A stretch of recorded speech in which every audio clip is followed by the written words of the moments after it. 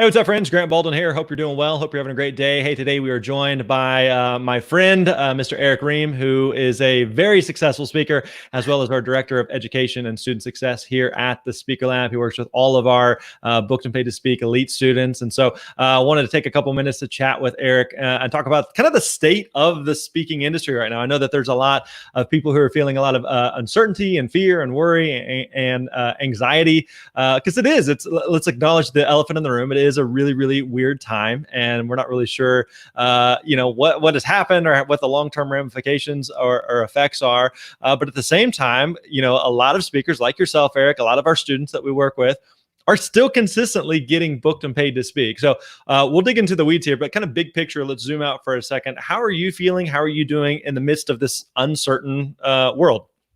I'm feeling great, Grant. I mean, I'm all over the place, but it's all positive. It's just it's weird because never been more busy than ever. I've been really busy, and I see people on Facebook and like I'm so bored. I'm like, where's this boredom at? Because I get up in the morning, I don't stop until late in the afternoon, and there's a lot going on. I think the main thing is trying to manage it, be organized, and be focused. That's the main thing that I'm dealing with right now. But it's all very positive. So it's not like I'm sitting around trying to figure out what to do. It's really honestly, it's trying to figure out what not to do.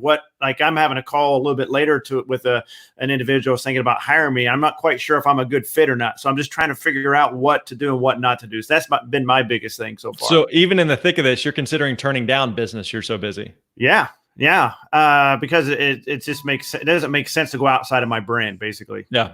So it feels like at this point, when this first started unfolding, I know that we've had a couple of these conversations. When this first started unfolding within the past several weeks or so, it kind of took a moment where we were all kind of like, what is happening? Like, this is really, really weird. And now we've got to a point where it feels like, okay, like we're here, we're in it. We are in the muck and the mire. And so we can wallow in it. We can cry. We can stay in bed all day. We can watch Netflix all day, or we can say, all right, if this is going to be the new normal, then I don't want to play defense anymore. I want to play offense. I don't want to have a victim mentality. I want to keep pushing forward. And it feels like so many of the speakers that we work with, yourself included, have been doing that, who've decided like, all right, if this is the new normal, then let's pivot. Someone moved the rules of the game have been mixed up and changed up, but I don't want to whine and complain and mope and settle for where we were, but keep pushing forward and keep moving ahead to where we're going and where things look like now. So how are you kind of thinking about like the balance? Because again, you've personally felt it like you had a bunch of events that like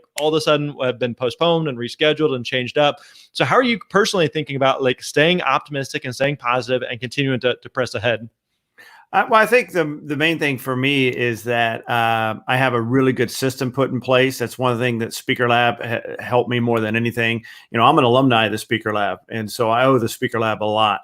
And so the system that I develop is very strong, and the system is not breaking just because the variables have changed. Yeah, my system is actually very resilient, and so I've been leaning on my system quite a bit. The only thing that's changed is what I've been putting in the system, right? But the system still is consistently pumping out. Now, to be open with everybody that's watching right now, I'm at about 8 events right now that are affected, and that's about $139,000. Okay, that's affected right now. Just to be open and honest. And what I mean by affected, I mean that they're being postponed or canceled. I've only had 2 of the 8 canceled, 6 postponed. And so when I say that it's affected, it's because those events that are being postponed are being pushed back in the fall where I would have booked other events. So I can't be at 2 places at one time. So sure. I can't go back and recover that. The other thing too is the events that I normally would be doing, I usually book events out of the events. That's how my system works. Mm-hmm. And so all this is affected. That's the negative side. The positive side is I've replaced all those 8 events with 8 virtual events. Okay. And so it's not like I didn't have anything to do. I'm replacing them with virtual events, and I'm still filling that out as far as pricing and all that goes. But the bottom line is I'm having active conversations. In fact, right after you and I had a discussion before you got on, Grant, you said, hey, what's your hard stop? My hard stop is I got to be done at 11:50 Central Time, because at noon I got a meeting with an event planner. And then after that, I got another meeting with an organization out in LA that wants to talk to me about doing some work with them. And then after that, I got a webinar to do with a client. So I'm busy, man. I got a lot going on. But Eric, we are in the midst of a pandemic. I thought speakers' lives were supposed to be falling apart, and woe is me. So, so obviously you're doing something right in the thick of this to continue to succeed. Again, things have pivoted, things have shifted. Let's acknowledge that. But it doesn't mean that we have to be like, all right, well, we'll just wait till things get back to normal, and then hopefully things will pick back up at that point. So let's talk about a couple of different types of events and what you're doing. So we have the events that you had booked. So prior to all this, events that were booked. In fact, at the time of this recording, I think there's an event I was supposed to do today that obviously isn't happening. It's supposed to be later today. It's not taking place, of course. And so that event has been rescheduled. I had another one that was supposed to take place next week that has been rescheduled as well. So I already have the deposits from those events. I'm able to maintain those deposits, and we've rescheduled things. I'm going to still do those events. So it's really, it's been pushed out a little bit, but I'm still getting that revenue from those events. So it's not like, I had it and all of a sudden I don't have it because we've been able to work with them and reschedule and for things that have been postponed. You mentioned of the 8 that you've had that have been affected, 6 of them, the 75% of them have rescheduled or postponed, or you've been able to help them in some way to, again, still maintain and retain that revenue. So how are they being pushed out? How are you working with them on rescheduling and those postponements? Well, a couple of the events already picked dates. That was one of them. And it was interesting because one of them pushed back to a date, and I already had an event scheduled, and I was able to talk to that event planner because it was a workshop that I was doing for them. So there was some flexibility. Yeah. And so they were willing to move their event so I can push this other one in there. That's the value of having good relationships, right? Yep. So there's a couple other events that they said we're going to redo it. We just don't know when. One of them is out in Washington, which was hit pretty hard, right down in the Seattle, Tacoma area. So they're just like on hold right now. Mm-hmm. That's also a workshop. And they said, well, we're not quite sure when we're going to do it yet. We definitely want to do it. We just gotta, get some normalcy and kind of figure out what's going on before we can reschedule. So what I did for them, and I did this with almost all the events that postponed, is I got back with them and I said, well, let me help you out virtually. I got a couple ideas. I got a couple webinars I can do in the meantime. What do you think of these? And almost all of them said, yeah, let's do it. So what it did, it accomplished a couple things. One is it helped me get revenue. And so they paid me to do it. Two, it helped me to add value and stay front of mind to them. So when they if they start getting a situation, they may have to start cutting back and they're looking at their line item list. I want them to look at me and say, man, Eric really added value to us, and make them think twice before they cut me out. Right. That was another reason. And also too, I think you and I were talking today, Grant, as a speaker, the one thing that is always my goal is I always want to have revenue coming in every week. And so as long as I have revenue coming every week, right now, maybe dipping a little bit as we do this virtual and I'm trying to figure out the pricing, but it's still revenue that's coming in. It's cash flow, which allows me then to manage it on my end. And then that'll eventually come back up. But the bottom line is I want to keep the momentum going. And I think that the important thing is now is the time, I think, that coaching really matters. I've got a coach. I've always had coaches on the speaking side, on the business side. Now's the time to be bouncing ideas. That's why I'm so proud of all the folks in the Speaker Lab community that leaned into the coaching, because I think coaching is really important. One of the things we do for our elite students as the director of education, Grant, is we're able to spend time with each one of them when they ask questions and say, hey, based on my situation, what would you recommend? And we're able to, from a 30,000 feet view, give them some ideas and then delve deep into them to help them pivot and do what they need to do. The main thing during a time like this is you don't want to be alone. Community matters. And I think that's one of the reasons why I'm proud to be a part of the Speaker Lab community, because this is a time for us to talk about, hey, how can we pivot? What can we do? And one of the things we're doing as a Speaker Lab is we're constantly evolving and learning. In fact, as you and I speak, Grant, you and I are in the process of developing a really cool course that's going to be coming out later in the next month, which is going to be fantastic. Yeah. And so that's the value of the community and what we're doing, I think.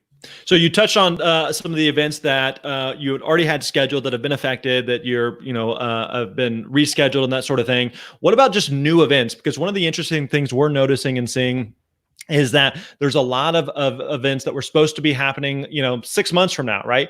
And who knows what 6 months from now will look like? We have no idea how long this is going to play out. But I talked to an event planner recently who said, who has an event 6 months or so, give or take from now, and they said, listen, as of now, the event is still happening, and I still need speakers. So are you still booking events that are happening in the future, or are most events just kind of like, we're just kind of like waiting to see? And what do you, how is that working out for you?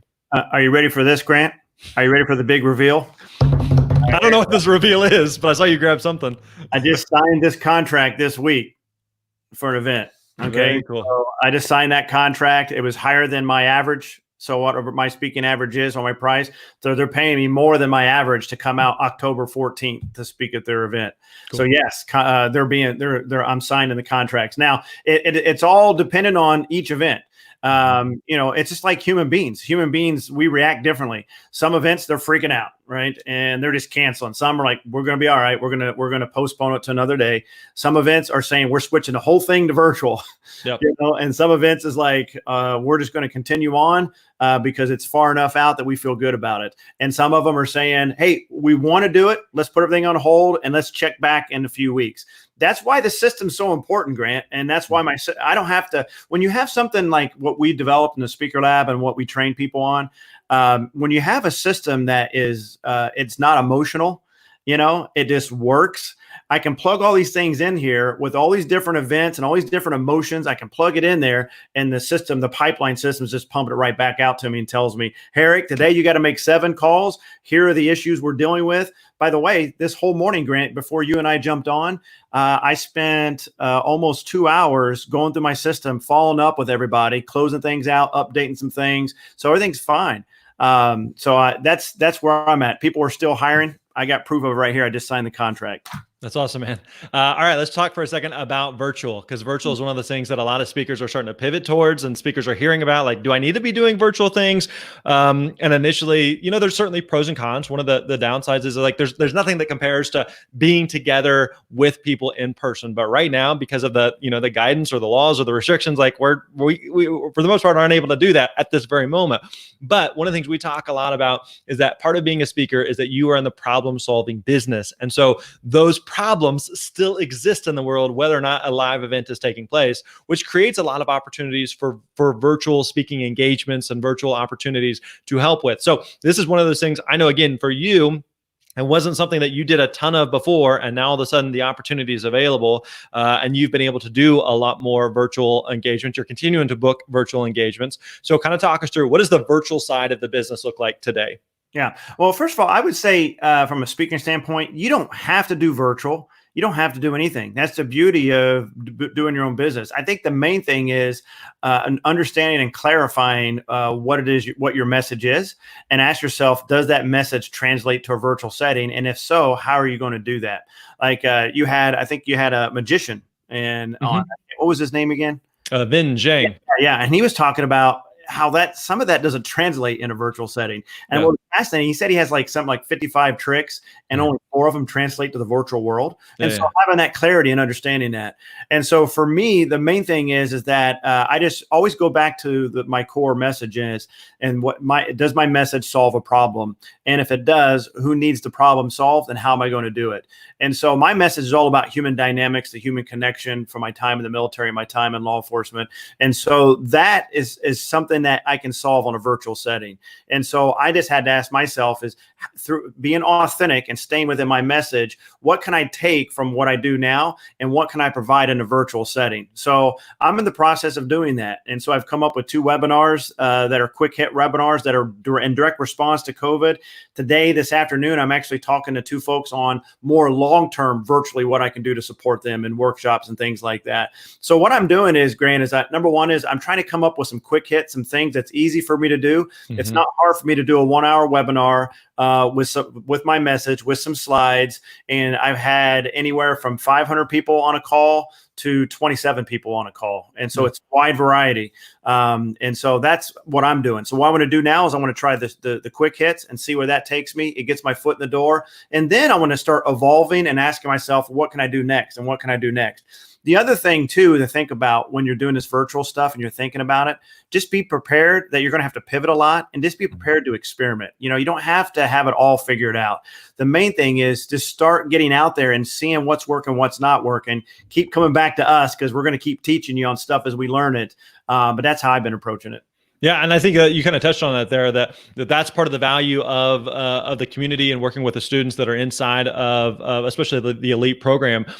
Because when you're on an island and you're going like, do I do virtual, or how do I do virtual, or does my thing work in virtual? Like, you just feel like you're in isolation. You know, I've heard it said, and I've used the expression before, it's hard to read the label from inside the jar. You know, when you're just this close to it, you're like, I don't know how this works. But when you have some outside coaches and other speakers who can say, hey, here's how you could do this, and here's how this would look in your setting and in your context. Because like you said, for what you would speak about and for your audience, it may look different than or someone else, and what it looks like in their world. So one of the things you touched on there, as you've been doing some of these webinars, I know you did a live webinar yesterday for a client that, as of, a couple of weeks ago, wasn't a thing, wasn't on your radar, new revenue that had come in. And so you've been doing several of these, you've been booked for several of these. And to be clear, like, most of these, if not all of these, are paid events, correct? All of them. None of them been. I did one free one for my own Facebook group, which mainly my family, just because I wanted to help out. That's Grant, I'm not a first responder. I'm not a nurse. I don't have many skill sets, but I am a communicator. And so what I wanted to do is take my skill set and add value. So I did a free one just for my friends and family. The ironic thing about this one, though, I think I told you this yesterday, is actually a president of a speaker bureau slipped into that one and listened to it. Yeah. And literally contacted me the next day, and she said, I'd like to propose you to an event planner that I'm working with. Are you okay with it? And she gave me the price, and the price is like 75 up to 75% of my normal fee, which is pretty close. Yeah. I'm like, sure. And I just actually talked to her today, and she said, yeah, things are looking good. I'll get back with you. So even when I did that free event, I had someone in there that's willing to follow up with me and to pay me to go do the exact same thing. And I think that's a good point. We often hear speakers say, especially new speakers, well, I don't want to give my stuff out for free because then they're just going to use it. I gave it away for free. I sent everybody the recordings, and people are still wanting to hire me for the exact same thing, to do it live just for their organization. Yeah, and it's so true for just the speaking industry in general, that the expression that the more you speak, that the speaking leads to more speaking. And that's true in an in-person environment, but it's also true in a virtual environment, that the unique thing about speaking is you never know who's in the audience. You never know. And so to your point, you created this webinar. I'm going to put this out. That's really intended for like family and friends. I'm just trying to help. And somehow a president of a speakers bureau comes across it and says, hey, that was really good. I have this whole other group of people that would benefit from that thing. Can you come do the same thing over there? So again, continuing to generate business, new business, even from the free opportunities that you're doing. Now, let's talk about virtual for a second, because again, it's not the same as being in a room as a person, but there's a lot of upside to virtual. You mentioned Vin Zhang earlier. We did a conversation with him recently, and one of the questions I had for him was, "Hey, is this kind of a temporary thing as you're doing some of this virtual setup?" He's like, "No." He's like, I'm setting this up in my house. My family is a couple feet away. If I go, you're in Indiana, I'm in Nashville. If we fly to California to do a speaking gig, it's going to take us a day to get there. We do a gig the next day. It's going to take us a day to get back. That's 3 days to do one gig, right? In 3 days, you could do, I don't know, 3, 4, 5, 6, 7 virtual gigs for different clients, right? You did a webinar yesterday.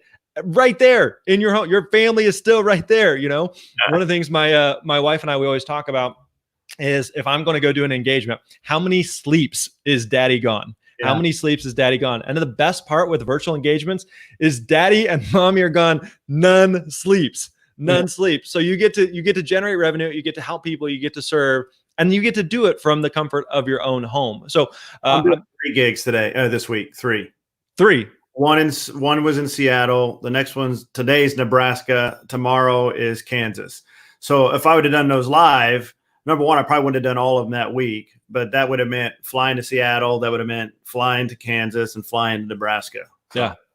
So, I mean, all that to say, like, we know that in the midst of this world, there's a lot of uncertainty. There's a lot of fear. There's a lot of anxiety and worry. But at the same time, like, I don't know. Things are still happening. Speakers are still finding and booking gigs. Speakers are still getting booked and paid to speak. They're helping people. They're sharing their message. You're a great example of that. We know so many speakers that are doing the same thing, that are in the trenches. And again, let's not sugarcoat it. Like, it is difficult mentally. This is just kind of a weird time, but this is also a good opportunity to take advantage of the chances that we have to help and to serve and to continue to get booked and paid to speak. So any final words of wisdom that you'd have, Erick? Yeah, a couple things.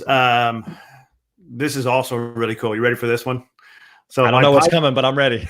My pipeline going into spring break. This is what I kind of use spring.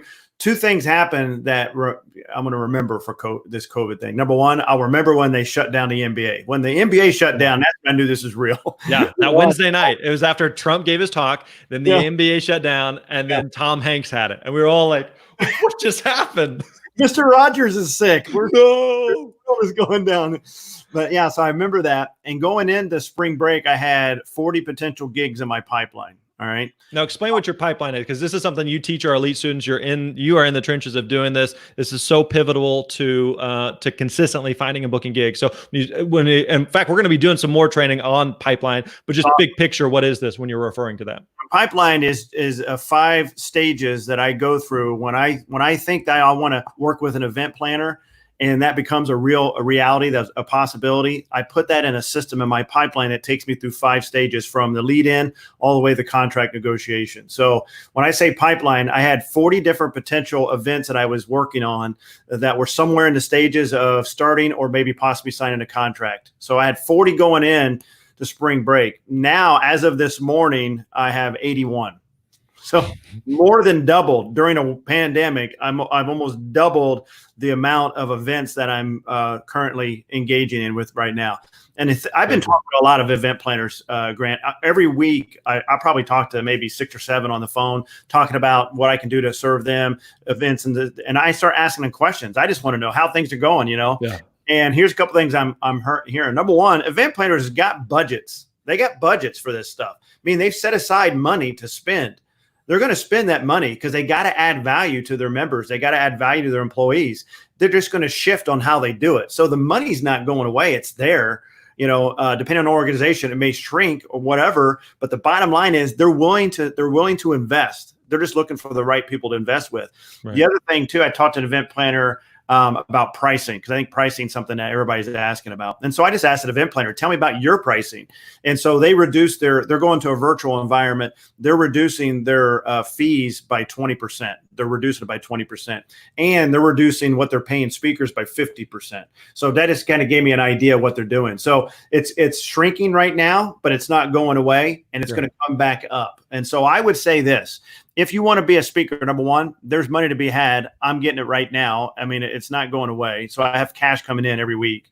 The other thing is you got to use this time to position yourself to get ready when it comes back, because it's going to come back. And the ones that are waiting, like us, and we're ready to go, it's going to be huge for us, because we're going to be able to ride this wave when it comes back. So don't let your heart be troubled. The Speaker Lab's got your back. If you want to come work with us, and if you are working with us, good for you, because we're going to help you through the process. I am a full-time speaker myself, Grant, so this is very important to me. And so I'm making money. We're helping other speakers do the same. We're going to help speakers get through it. And more importantly, we're going to help you ride the wave when we come out of it. So I think we're in a great spot. Yeah, the whole wave analogy, I think it really resonates, because it's kind of like, if you could just be sitting on the shore right now. You're just watching, you're looking like the water's a little choppy out there, but there's a wave coming in a positive way. And it's a great opportunity for speakers to ride that wave. Or you could be sitting on the shore just like, well, woe is me, and the sky is falling, and Chicken Little, yada, yada, yada. And like, listen, life goes on. Like, the sun still came up this morning, and I still got stuff to do. And so I don't want to play victim. I want to keep moving forward. I know you're doing the same. So thanks for leading the way, Erick. We really appreciate you and all that you're doing.